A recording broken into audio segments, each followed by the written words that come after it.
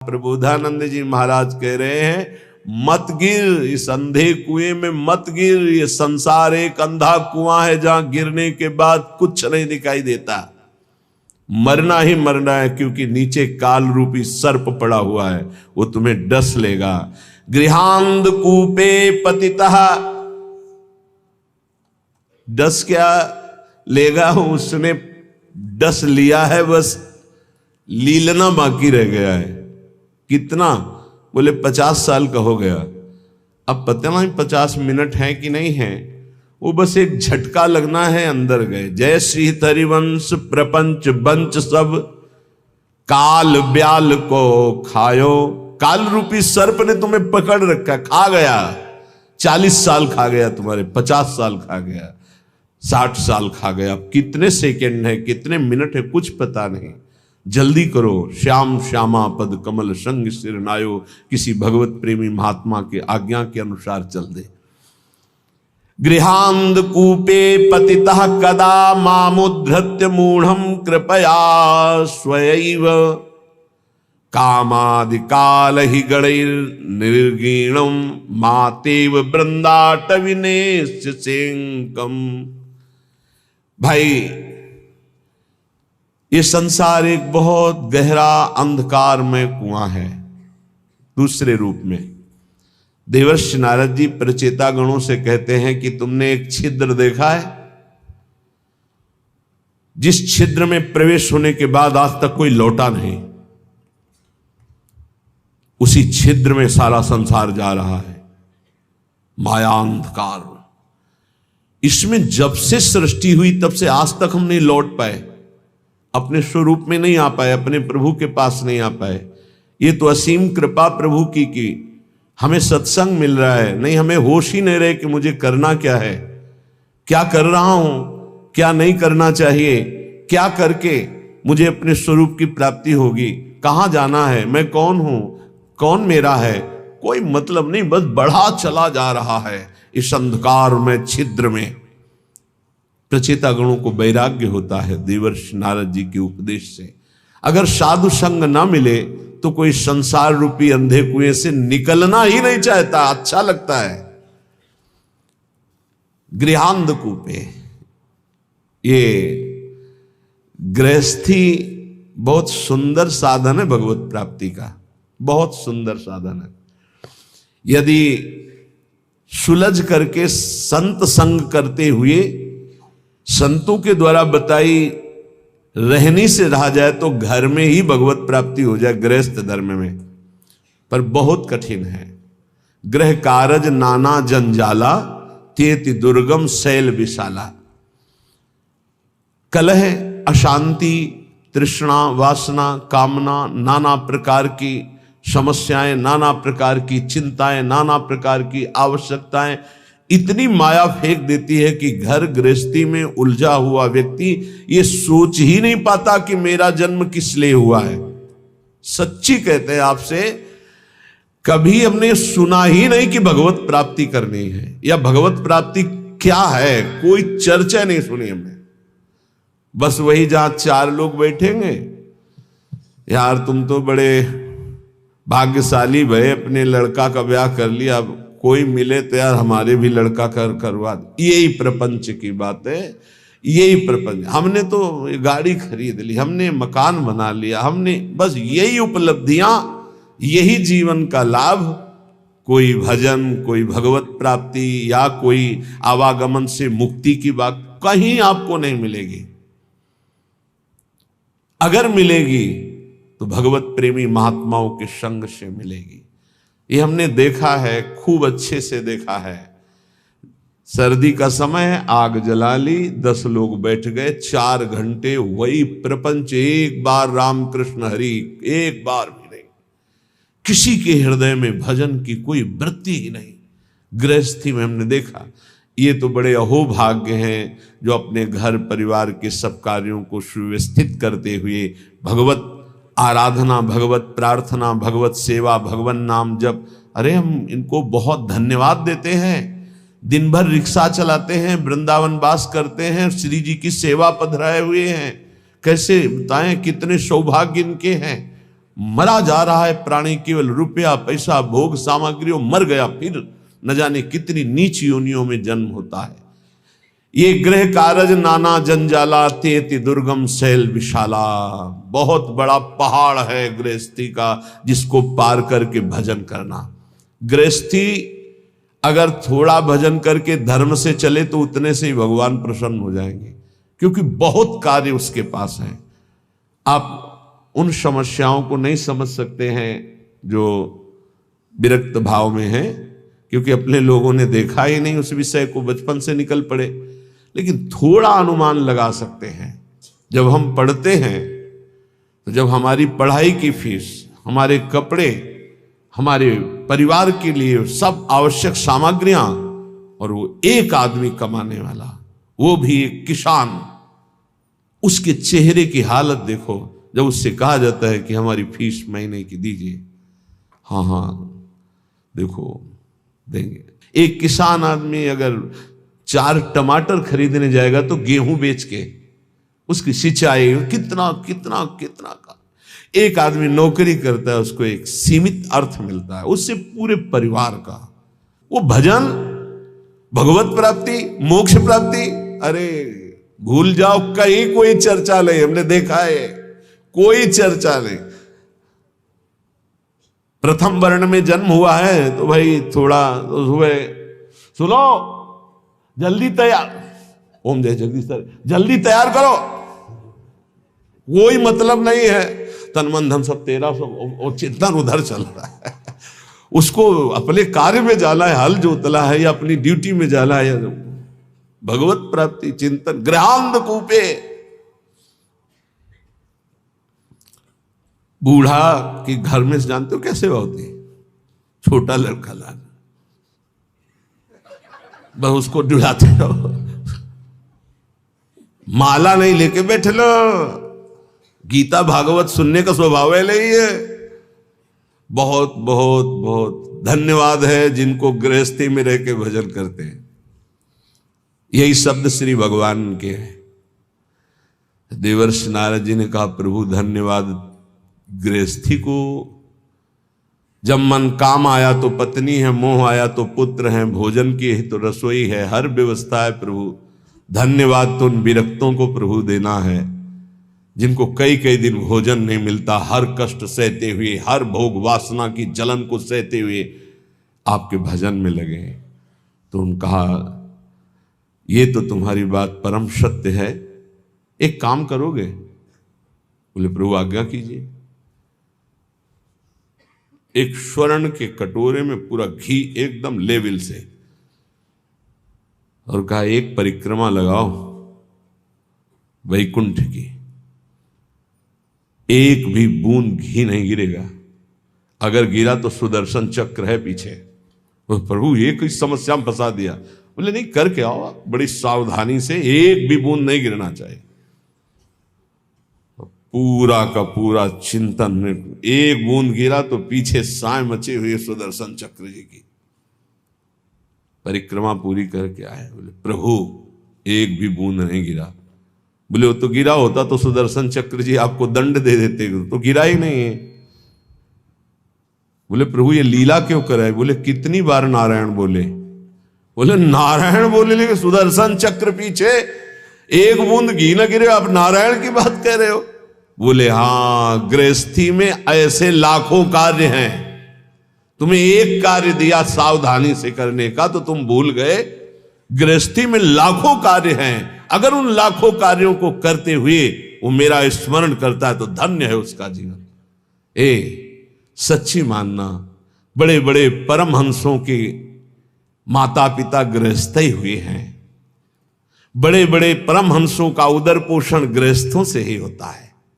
बड़े बड़े परमहंसों के शरीर का वस्त्र गृहस्थों से ही मिलता है।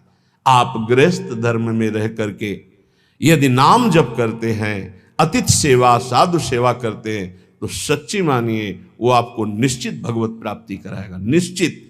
एक तपस्वी आजीवन कठोर तपस्या जितेंद्रियता से जिस पद को प्राप्त करता है, गृहस्थी केवल पापाचरण न करे तो उसी से उसे भगवत प्राप्ति होती है। बड़े अकिंचन संत खेत में सरसों की खेती पक गई थी, उसे अमनिया की जा रही थी। किसान आदमी के कुछ भोजन फिक्स होते हैं। जब चना और सरसों की खेती होती है तो सिर्फ उसी की सब्जी होती है और परेठा या रोटी। जब आलू की खेती होती है तो आलू की होती है। जब बाजरा ज्वार की खेती तो वही, उस बाजार से खरीद कर खाने वाली समस्या बहुत बड़ी होती है जो खेत में होती है। जो सदगृहस्थ होते हैं उनका कर्तव्य होता है एक बार वो खड़े होकर के पहले अतिथि का निरीक्षण करें भोजन पाने के पहले। दरवाजे में अगर घर में पा रहे तो दरवाजे के बाद तो उसी धर्म का पालन करते पिताश्री से खड़े होकर देखते थे। खेत में जब काम तो एक मार्ग था, उसमें एक संत जा रहे थे, बिरक बुलाया, कहा स्वामी दंडी सन्यासी तो कहीं विचरण कर। कुआं था नजदीक, बैठ कर पाए वैसे हाथ में लेकर के वो जो बस हुए। आहा, बड़ा सात्विक, बड़ा पवित्र से, और कहा मुझे ऐसा लग रहा है कि आपके यहां भजन होता है। उनका क्या भजन होता है, किसान आदमी ऐसे। नहीं, तुम्हारे यहां भगवान की असीम कृपा है, इसका तुम्हें खुद परिचय प्राप्त होगा। गृहस्थी में थोड़ा सा भी धर्म महान उन्नति का कार्य कर सकता है। बस ये ध्यान रखे, इतना बुलावा है कि भजन नाम की कोई वृत्ति नहीं मिलती। कोई अगर भजन कर पा रहा है तो संतों की कृपा से। सच्ची मानिए, संतों की कृपा का एक अमोघ फल हम देखते थे। कभी का नहीं पड़ा था इस शरीर के जनक ने, कभी का नहीं पड़ा था। उनके गुरु पूज्य श्री स्वामी शारदाश्रम सरस्वती जी महाराज आते थे तो उनका बिना पढ़े लिखे पशु होता है न रामायण न गीता न भागवत न नाम जप, क्या कम से कम अक्षर का ज्ञान करके कुछ तो धर्म शास्त्रों का स्वाध्याय करना चाहिए। ये बात बैठ गई तो मास्टर से प्रार्थना की किसान होते कि हमको ककारा और मात्राएं सिखा दो, तो रामायण और गीता पढ़ना सीख गए। हल जोतने जाते तो गीता रामायण गुरु की पादुका गंगाजल, ये पादुका का ऐसा चरणामृत उतारते और रामायण और गीता जी करते। चाहे दिन के 12 बज गए हो 4 बजे से, फिर ये करने के बाद जब प्रसाद तो भगवान नाम कीर्तन, खड़े होकर आसपास देखकर थोड़ा सा धर्म भी महान भगवत प्राप्ति का हेतु कर देगा। ऐसी संतानें प्रकट होंगी जो तुम्हारी पीढ़ियों की पीढ़ियां उद्धार कर देंगी। गृहस्थी बहुत बड़ा धर्म है, बहुत बड़ा धर्म है, इससे बड़ा कोई धर्म नहीं। ये मत सोचो जैसे लोग कह देते ना, अरे हम तो गृहस्थ। गृहस्थ का मतलब समझते हो हर धर्म का जनक, हर धर्म की उत्पत्ति उसी से होती है, हर धर्म की पुष्टता उसी से होती है, हर धर्म की व्यवस्था उसी से होती है। आप गृहस्थ धर्म को बहुत हल्के में ना ले, भगवान का अवतार भी गृहस्थ धर्म में ही हुआ है। दशरथ कौशल्या जी, नंद बाबा यशोदा मैया, देवकी वसुदेव जी, कश्यप अदिति जी, जहां भी देखो बड़े बड़े जो वीतराग अवधूत भगवान को वश में करने वाले प्रेमी महात्मा या साध्वी, वो सब गृहस्थ में हुई। यहां जो कह रहे गृहांध कूपे, गृह में ऐसे अंधे बन करके लगे हुए हैं कि ना नाम जप से मतलब, ना धर्म से मतलब। बोले भागो इस अंधकार कुएं से, भागो और प्रकाश की तरफ। तमसो मां ज्योतिर्गमय, अंधकार से हटो, बार बार जन्म मरण के चक्र से हटो, प्रभु के धाम में चलो। हम सब प्रभु के हैं। भूल करके इस जन्म मृत्यु में चक्र में ऐसे फंस गए कि इस योनि में उद्धार नहीं कर पाए। तो 83,99,999 योनियां ऐसी हैं जिनसे आप मुक्त नहीं हो सकते। केवल एक मानव देह है जिससे मुक्त हो सकते हो। इसलिए कह रहे हैं जन्मान्न संख्यानि गतानि में वृथा, विग्रात्मनो देह गृहादि के हया।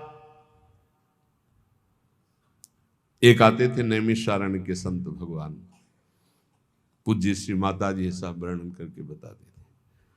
वो ऐसे रहते थे, कभी ऐसे नहीं करते। उनको इतना अनुभव था कि पास कोई आए तो तत्काल नाम लेके बुलाते थे। कभी सुना हो या ना सुना हो, देखा हो या ना देखा हो, कोई भी हो, ऐसे आ गए शंभू, हाँ स्वामी जी आ गए, नाम लेके पुकारना, देखना नहीं। यही वृत्ति श्री पूज्य हरि बाबा की थी। वो सदैव ऐसे ऐसे नहीं देखते थे, संतों का एक अपना नहीं। एक दिन वो आए और उन्होंने कहा चिलवा आ गया। उनको स्वामी जी अभी तो आप ही आए हो, कोई नहीं, हमें पूछ रहे हमारा चिलवा आया कि नहीं आया। स्वामी जी आप ही पहले आए हो, अभी तो घर में कोई आया है। बोले हाँ स्वामी जी संतान हुई है। बोले हाँ चलो आया, ठीक जा रहे हैं हम, कुछ दिन में ले जाएंगे। कोई उनके रहस्य को संतों को नहीं समझता, वो कभी किसी की तरफ नहीं देखते थे। अगर गृहांधकूप से कोई मुक्त करने के लिए है तो संत जन। आज हमारा ये दुर्भाग्य हो रहा है, पहले सौभाग्य था कि संत जन विचरण करते हुए गांव गांव घर घर को पावन करते थे। अब कलयुग का ऐसा प्रताप है कि गांव गांव में घेर कर मार डाले जाएंगे, जैसे जंगली पशु को मार डालते हैं ना, ऐसे संतों को मार डालेंगे। ये बच्चा चोर हैं, ये अमुक चोर हैं, ये अमुक चोर। ऐसा मलिनता बढ़ती जा रही, तो इसीलिए बड़े बड़े महात्मा सब तीर्थों में वास करते हैं, भगवत धामों में वास करते हैं। सही बात पूछो, संसार से मुक्त करने के लिए भगवत पार्षद संत जन ही हैं। जन्मान्य कितने जन्म व्यतीत, असंख्यानि गिनती नहीं है। गतानि में वृथा व्यर्थ चले गए, बहुत बार जन्मे बहुत बार मरे। व्यग्रात्मनो देह गृहादि के हया, ऐसे ही मानता रहा हूं कि मेरी पत्नी, मेरे पुत्र, मेरा घर, मेरा मकान, फिर मरे फिर वही। अद्यापि मुह्याम्यपि बुद्धिमान हम तवैव वृंदाटवी नाम में गति। आज थोड़ी बुद्धि जागृत है तो मेरी बात मान जाओ, भाग के आ जाओ वृंदावन। एक बार सत्संग सुन जाओ, एक बार बिहारी जी के दर्शन कर लो, एक बार यमुना रस रानी के समीप बैठकर नाम कीर्तन कर लो। ये किनके लिए कह रहे हैं? घर गृहस्थी में हो तो पैसा बढ़े, समय निकले तो विदेश घूमने की बात मन में मत लाओ। धर्म क्षेत्रों की यात्रा करो, भगवत क्षेत्रों की यात्रा करो, वहां संयम पूर्वक पुण्य अर्जन करो, नाम जप करो, तो तुम्हारा परम मंगल हो जाएगा। आज ऐसी बुद्धि खराब हो गई कि लाखों रुपया खर्चा करेंगे लेकिन ऐसी जगह देखेंगे जाके जहां बुद्धि और मलिन हो जाए। कहां जा रहे हैं? अमुक देश में जा रहे हैं। काहे के लिए? बोले नेत्र चराने के लिए जा रहे हैं। जैसे लोग बकरी चराने जाते थे, अब नेत्र चराने जाते हैं। हमें बताया गया कि बताया कि लाखों रुपए की टिकट लगाएंगे, लेकिन धाम में आकर के, तीर्थ में जाकर, संगम, काशी, कितने पावन पावन पुरिया हैं। 4 दिन का नाम कीर्तन बैठलवाओ अखंड, 1000, 2000, 4000 संतों को बैठ के पवाओ, उनकी जूठन पाओ, देखो निहाल हो जाओगे। अर्थ का प्रयोग करना भगवान के कृपा पात्रों को आता है। अर्थ का प्रयोग करना भगवान की कृपा पात्रों, शोधन धन्य प्रथम गति जाकी। भगवान के धामों में आकर नाम कीर्तन करो। हमारी बात मान लो, अगर कुछ भी अर्थ तुम्हारे पास ज्यादा है, 4 घंटे नाम कीर्तन बैठलवा दो। तुम नहीं कर सकते हो निरंतर नाम जप, तो ऐसे संयोग बैठा लो, भजन करने वालों को सुविधा दे दो। श्रीमद् भागवत समर्थ है परम पद प्रदान करने के लिए। 7 दिन संस्कृत से पाठ करवा लो बैठाल के। भगवान की महामहिम वांगमय मूर्ति श्रीमद् भागवत है, सारे पाप भस्म करके श्री कृष्ण की प्राप्ति कराने में समर्थ है, कोई संशय नहीं। ये लाभ लो। धाम आ गए, यहां के पशु पक्षियों को, मान लो ज्यादा पैसा नहीं, 2-4 किलो चना लिए फुला दिए, पशु पक्षियों को पवार है, गाय को एक दिन चारा पवार, ये धर्म कार्य करो। लाखों रुपया खर्च करके कहां जा रहे हो संसार को देखने के लिए? भारत जैसी पावन भूमि कहां है? यहां एक से एक ऐसे भजन की वृत्तियां प्रकट हो जाएं, ऐसे धर्म क्षेत्र, तीर्थ क्षेत्र, ऐसे भगवत धाम हैं। श्रीपाद कह रहे असंख्य जन्म बर्बाद कर दिए, लौटो, एक बार श्री धाम वृंदावन में आ जाओ। तुम्हारे मोह पास को काटने के लिए समर्थ श्रीधाम वृंदावन सत्संग करा देगा। सत्संग ऐसी कैंची है जो मोह पास का नाश करती है। निज सर्वनाश कर्मात्म सुहृत सुतदार मित्र परिवार गणम परिवंचय कर ही दृढ़ बुद्धि रहम प्रपलाई यामि हरि केलि वनम। तुम समझ रहे हो कि हमारा यही कर्तव्य है कि इनका पालन पोषण करके खूब चाहे जितना पाप कर्म करे। तो श्रीपाद कह रहे निज सर्वनाश करो। अपने आत्म स्वरूप का सर्वनाश करने वाले, तेरी ये समझ में नहीं आ रहा कि तू जिस पाप कर्म से धन कमा रहा है तो ये तेरा सर्वनाश कर देगा। तू परिवार को अपना सुहृद समझ रहा है, निज जन समझ रहा है, उसके लिए पाप कर रहा है, ये तेरी दुर्गति कर देगा। मरने वाले की अंतिम इच्छा पूछी जाती है ना, क्या अंतिम इच्छा है? ये जो पुण्य का त्याग करके पाप कर्म करते हुए उन्नति को प्राप्त हो रहे हैं, इनकी अंतिम इच्छा पूरी की जा रही है। बहुत बुरी तरह नष्ट होंगे। ये वृंदावन में आप सत्संग में सुन रहे हैं, इसे दिमाग में बैठा लीजिए। पाप कर्म करने पर जो उन्नति प्राप्त होती है, तो जैसे फांसी देने वाले की अंतिम इच्छा पूरी की जाती है, ऐसे तुम्हारी अंतिम इच्छा है ये, भोग लो इसे। क्यों? तुम्हारे सुकृत अब सब नष्ट हो गए हैं। अब जो तुम्हारे पाप कर्म का फल आने वाला है, सर्वनाश का तांडव होगा। आंख खोल करके समाचारों में और संसार में देख लीजिए, कोई भी रहा न कोकुल रोवन हारा। इतिहास साक्षी पढ़ के देख लीजिए। प्रगट में वर्तमान समय में, भूतकाल में, तो भविष्य में भी ऐसा ही होगा। ये खूब देखी हुई बात, सुनी हुई बात, पढ़ी हुई बात, समझी हुई बात कह रहा है। पाप कर्म करने वाले की उन्नति का मतलब है अंतिम इच्छा। अब सर्वनाश का तांडव उसके जीवन में होने वाला है, बहुत बुरी तरह उसका सर्वनाश होता है। इसलिए निज सर्वनाश करो। अपना सर्वनाश करने वाले पाप कर्मों को करके स्त्री पुत्र परिवार आदि की कामनाओं को पूर्ण करने वाले तेरी दुर्गति होगी, तेरे परिवार की दुर्गति होगी। इस बात को समझ। धर्म पूर्वक चल तो गृहस्थ धर्म से ही भगवत प्राप्ति, सबका मंगल हो जाएगा। असंख्य जन्म व्यर्थ कर दिए, अब ये मानव जीवन तेरा व्यर्थ ना जाए। इसलिए कोई तुझे ऐसा भी समझाएगा, ऋण ग्रस्तो यायाम कथमह वृंदावनमहम। देखो तुम्हें हमारा ऋण है, मातृ ऋण, पितृ ऋण, ऋषि ऋण और भी जगत के ऋण। तुम कैसे वृंदावन जा सकते हो? कैसे तुम भजन कर सकते हो? कैसे तुम भगवान की आराधना कर सकते हो? नहीं। त्यजेयम व्या वृद्धावगति पितर उदार शिशुकान। देखो तुम्हारे वृद्ध माता पिता हैं, इनको कैसे, देखो तुम्हारे छोटे पुत्र हैं, इस पत्नी है, इनकी मदगत प्राण, ये तुम पर प्राण न्यौछावर किए, तुम माला लेकर बैठने वाली बात सोचते हो? नहीं नहीं। कथम मां मज्जीवान बत परिहरेयम निज जनान।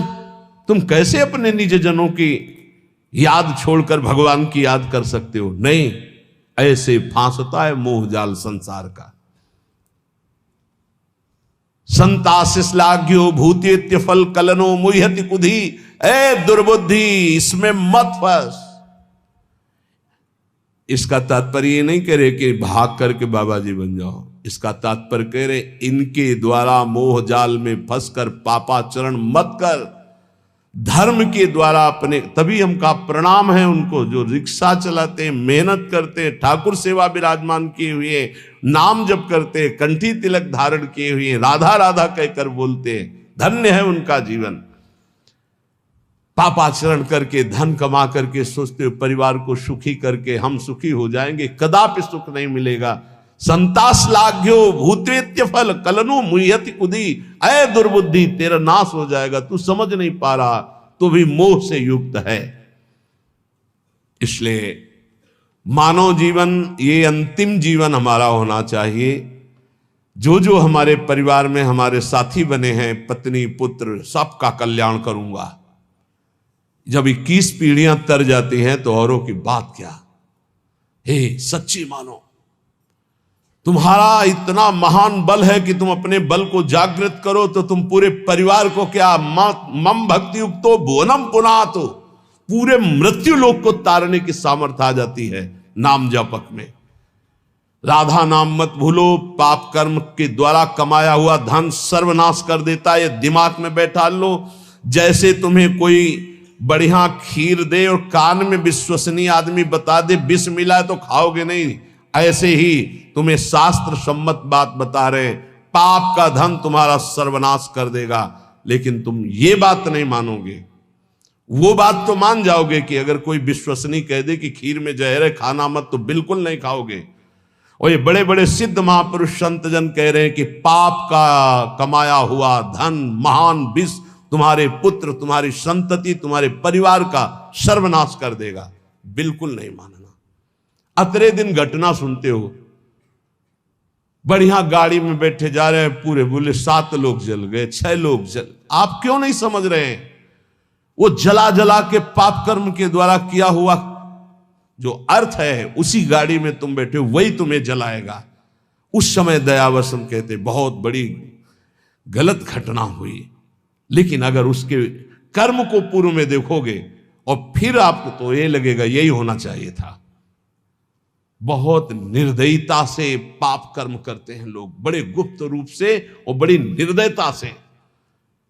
फिर जब वो अपना रंग लाता है, तब वो चौड़े पे प्रकाश में जब दिखाई देता है, तो दयालु हृदय ऐसा सोचते हैं कि भगवान बड़ा कठोर है, ऐसा नहीं होना चाहिए। लेकिन आपसे सच्ची कहता हूं, उसके निर्णय में पाई भर चूक नहीं है। जितना होता है बिल्कुल करेक्ट होता है, निर्णय उसका बिल्कुल करेक्ट। वो भगवान है, वो ऐसा नहीं है कि वो इतनी चूक कर दे।